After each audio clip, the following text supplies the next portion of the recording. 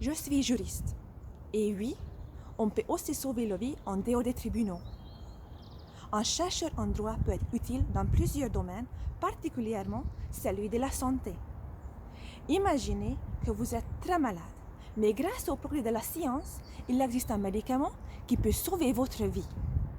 Seriez-vous prêt à payer 2 millions d'euros pour cette thérapie s'il n'y avait pas assez de preuves que cette thérapie peut vous guérir?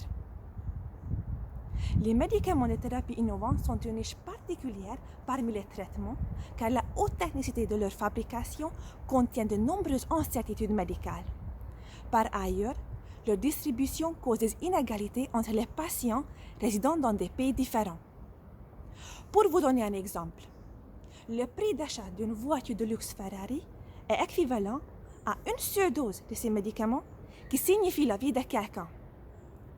Le problème que de l'un côté, ni l'État ni le patient est capable de payer une telle somme, et de l'autre côté, on ne peut pas être sûr dans le résultat attendu. Mais la solution peut être trouvée dans un certain type de contrat où l'État partage le risque avec l'entreprise. Mais celui-ci n'est pas comme un simple contrat de vente. Les deux parties font le cœur du contrat sur la performance des médicaments, alors l'État achèterait uniquement les thérapies dont les effets positifs sont confirmés. En d'autres termes, si le malade est guéri, l'État paye pour sa dose. Avec ces accords, le risque pourrait être identifié plus facilement et le vente de produits pourrait être accélérée.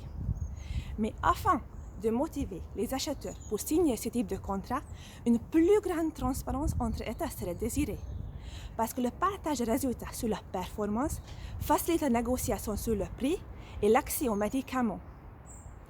Avec ces contrats de performance, complétés par une transparence internationale, on pourrait sauver plus de vies, être plus sûr dans les résultats et payer moins pour les médicaments innovants.